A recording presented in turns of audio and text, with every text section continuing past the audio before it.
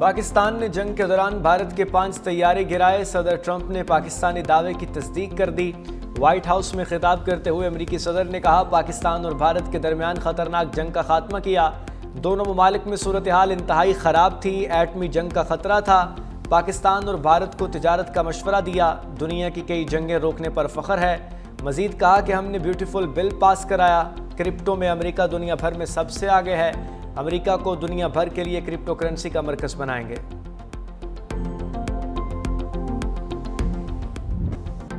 بھارت کے خلاف تاریخی کامیابی کے بعد معرکہ حق پر ISPR کی مفصل ڈاکیومنٹری جاری۔ بھارت کے پہلگام فالس فلیگ آپریشن سے آپریشن سندور کی شرمناک ناکامی اور آپریشن بنیاد المرصوص میں پاکستان کی مسلح افواج کی شاندار کامیابی تک تمام واقعات ترتیب اور ثبوتوں کے ہمراہ پیش کیے گئے۔ ڈاکیومنٹری میں بین الاقوامی میڈیا کے بھارتی فضائیہ کے گرائے گئے طیاروں کا ملبہ بھی دکھایا گیا۔ DG ISPR کی طرف سے پہلگام فالس فلیگ آپریشن سے متعلق متعدد حقائق بھی شامل۔ وزیر اعظم شہباز شریف کی پہلگام واقعہ آپریشن کی غیر جانبدارانہ تحقیقات کی پیشکش بھی اجاگر کی گئی۔ بھارت کی جانب سے معصوم لوگوں کو نشانہ بنانے اور مساجد کو نقصان پہنچانے کے شواہد بھی ڈاکیومنٹری میں درج۔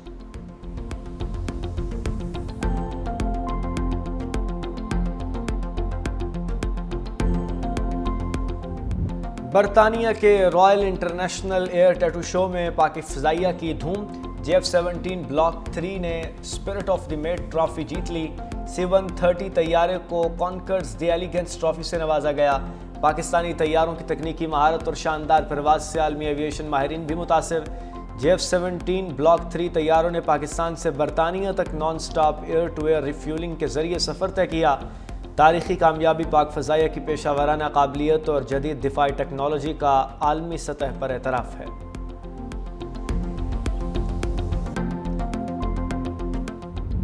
فیلڈ مارشل عاصم منیر کے دورہ واشنگٹن کے بعد پاک امریکہ تجارتی مذاکرات میں حوصلہ افزا پیش رفت۔ امریکی جریدے بلومبرگ کی رپورٹ کے مطابق صدر ٹرمپ کی جانب سے آرمی چیف کا وائٹ ہاؤس میں غیر معمولی خیر مقدم دونوں ممالک کے تعلقات میں مثبت تبدیلی کا اشارہ ہے۔ فیلڈ مارشل کے دورے کے بعد امریکہ اور پاکستان کے درمیان تجارتی مذاکرات میں نمایاں بہتری دیکھنے میں آئی۔ پاکستان نے صدر ٹرمپ کو نوبیل امن انعام کے لیے نامزد کرنے کی سفارش کی۔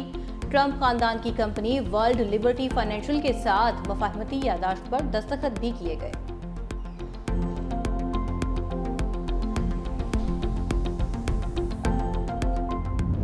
فیلڈ مارشل کے دورہ امریکہ کے ثمرات سمیٹنے کے لیے وزیر خزانہ واشنگٹن میں موجود۔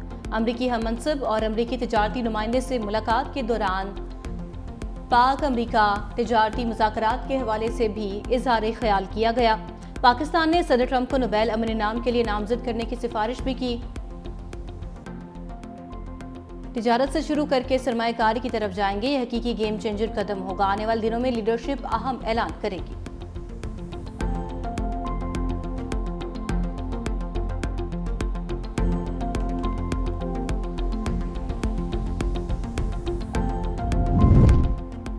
نائب وزیر اعظم اور وزیر خارجہ اسحاق ڈار کا آذربائیجان کے وزیر خارجہ سے ٹیلی فونک رابطہ۔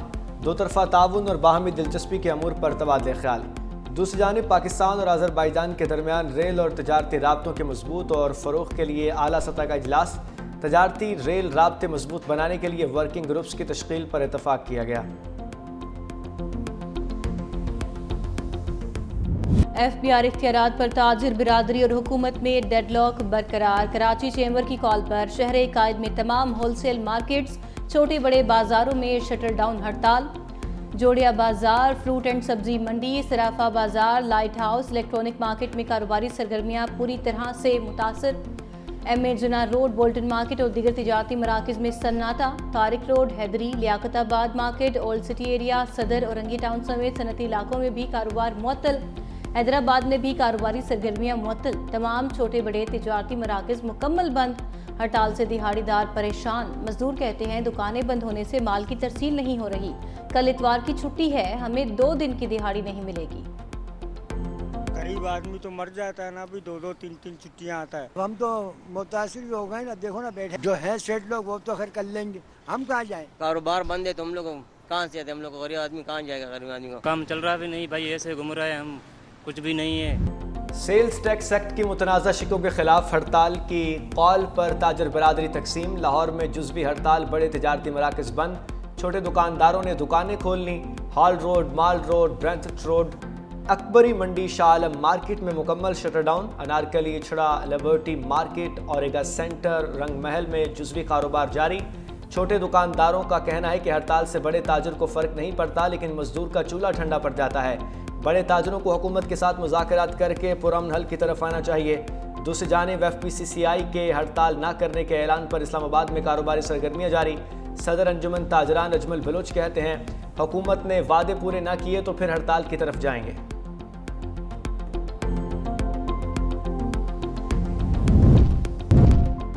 سیاسی صورتحال عوام کو ریلیف دینے کے لیے اقدامات پر غور۔ مسلم لیگ نون کا اہم اجلاس آج ہوگا۔ نون لیگ کے سربراہ نواز شریف، وزیر اعظم شہباز شریف اور وزیر اعلیٰ پنجاب مریم نواز مری پہنچ گئے۔ وزیر اعظم شہباز شریف وفاقی حکومت، مریم نواز پنجاب حکومت کی کارکردگی کے متعلق نواز شریف کو آگاہ کریں گے۔ مسلم لیگ نون کو متحرک اور فعال کرنے کے حوالے سے بھی اہم فیصلے کیے جائیں گے۔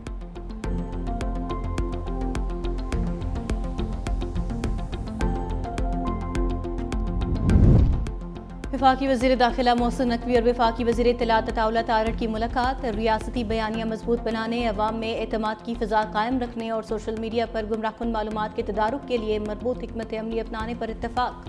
وفاقی وزیر عطا تارڑ نے کہا ملکی سالمیت، قومی اداروں کے وقار اور سماجی ہم آہنگی کے خلاف کسی منفی پروپیگنڈے کو برداشت نہیں کیا جائے گا۔ وزیر داخلہ محسن نقوی بولے امن و امان کے قیام اور دہشت گردی کے خلاف اقدامات میں میڈیا کا تعمیری کردار قابل تحسین ہے۔ ملاقات میں قومی مفاد کے تحت ادارہ جاتی ہم آہنگی کو مزید فروغ دینے پر بھی زور دیا گیا۔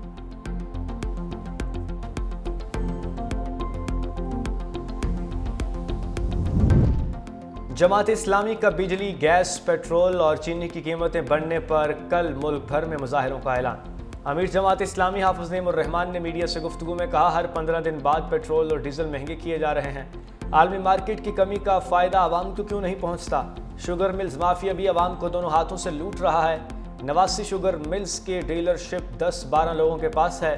حکومت اور اپوزیشن اپنے مفادات کے لیے ایک ہو جاتے ہیں، عوامی مسائل کی بات آتی ہے تو سب الگ ہو جاتے ہیں۔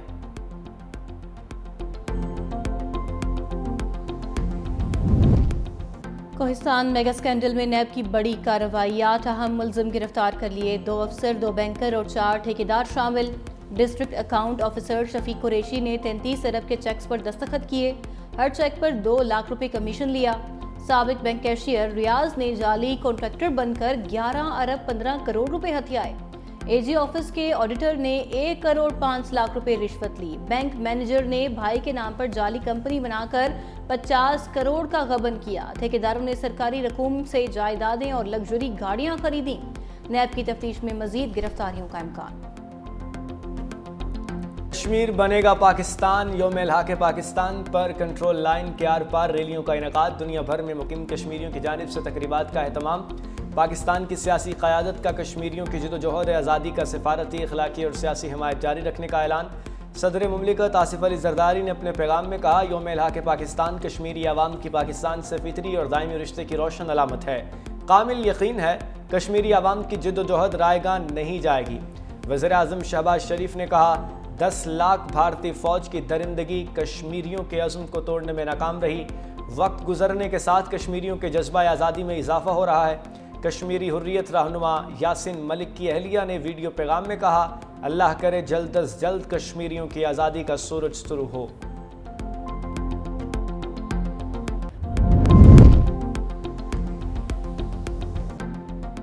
کراچی میں آج بادل برسنے کا امکان، محکمہ موسمیات کی مونسون کا تیسرا اسپیل شروع ہونے کی پیش گوئی۔ سندھ حکومت کی تیاریاں مکمل، رین ایمرجنسی سینٹر قائم، بلدیاتی اداروں کے عملے کی چھٹیاں منسوخ کر دی گئیں۔ سینئر وزیر شرجیل انعام میمن کا بارش کا پانی فوری نکالنے کے انتظامات کرنے کی ہدایت، کہا کسی قسم کی کوتاہی برداشت نہیں کی جائے گی۔ کراچی کے اولڈ سٹی ایریا میں 59 خطرناک عمارتوں کی نشاندہی کی گئی، 41 انتہائی خطرناک عمارتوں کو خالی کرا کے سیل کر دیا گیا۔ دوسری جانب پنجاب میں مونسون بارشوں کا چوتھا سلسلہ کل سے شروع ہونے کا الرٹ جاری، دریاؤں اور ندی نالوں میں پانی کے بہاؤ میں اضافہ ہونے کا خدشہ۔ راجن پور میں کوٹ مٹھن کے مقام پر دریا سندھ میں پانی کی سطح بلند، کچے کے علاقے میں متعدد دیہات اور بستیاں زیرآب آ گئیں۔ ہزاروں ایکڑ رقبے پر کاشت کپاس، چاول اور مونگی کی فصلیں متاثر، کسانوں کو شدید نقصان پہنچنے کا خدشہ۔ حافظ آباد میں بھی مونسون بارشوں سے تباہی، ونے کے تارڑ میں متعدد دیہات زیر آب، دیہاتوں کو ملانے والا راستہ بھی سیلابی ریلے کی نظر ہو گیا۔ منڈی بہاؤالدین کے نشیبی علاقوں میں بارشی پانی تاحال موجود، گورنمنٹ گریجویٹ کالج سے پانی نہ نکالا جا سکا۔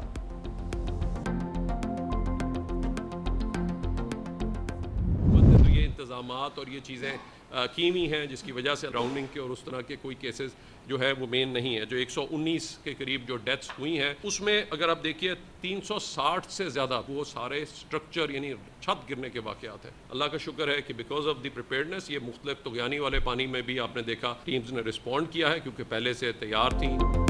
مونسون بارشوں کے دوران 119 اموات ہوئیں۔ اس بار مونسون کی بارشیں گزشتہ سال کی نسبت زیادہ ہوئیں۔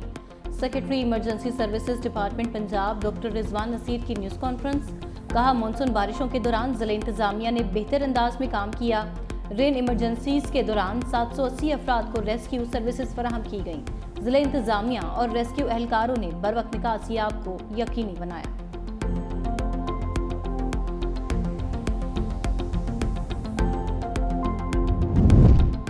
کراچی میں گھارو پمپنگ سٹیشن اور فلٹر پلانٹ پر بجلی کا بریک ڈاؤن، 24 گھنٹے بعد بھی فالٹ دور نہ کیا جا سکا۔ ترجمان واٹر کارپوریشن کے مطابق گھارو پمپنگ سٹیشن کا فالٹ تاحال دور نہیں ہو سکا۔ گھارو پمپنگ سٹیشن کی بندش سے شہر قائد کو 3 MGD پانی کی فراہمی نہیں ہو رہی۔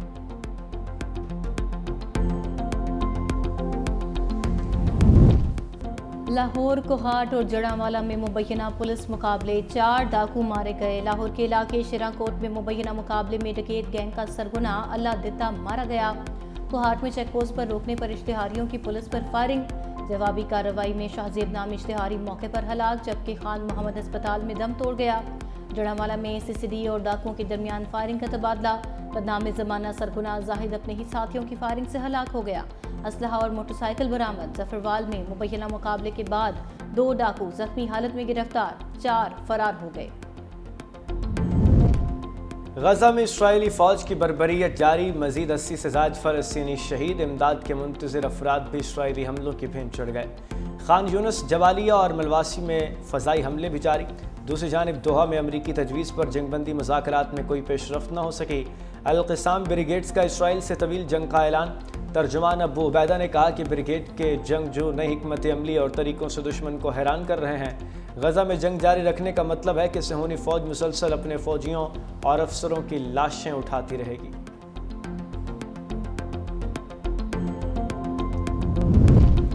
صہیونی ریاست کی شام میں دہشت گردی جاری، السویدہ کے مختلف مقامات پر پھر بمباری، دروز اور بدو قبائل میں جھڑپیں جاری، ہلاکتوں کی تعداد 500 سے تجاوز کر گئی۔ اسرائیلی وزیر اعظم نیتن یاہو نے کہا دروز برادری کا تحفظ ہماری ریڈ لائن ہے، جب تک شامی حکومت ریڈ لائن عبور کرنے سے باز نہیں آتی حملے جاری رہیں گے۔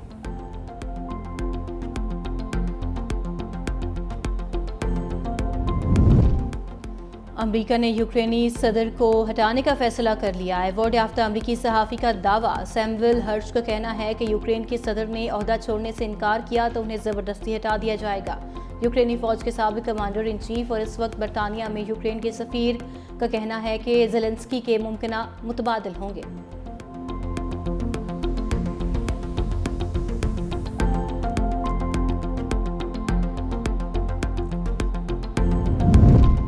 امریکی ریاست کیلیفورنیا کے پولیس ٹریننگ سینٹر میں دھماکہ، 3 اہلکار ہلاک ہو گئے۔ دھماکہ بومب اسکواڈ کے کمپاؤنڈ میں کھڑی گاڑی کے قریب ہوا۔ دھماکے کی نوعیت اور وجوہات جاننے کے لیے تحقیقات جاری۔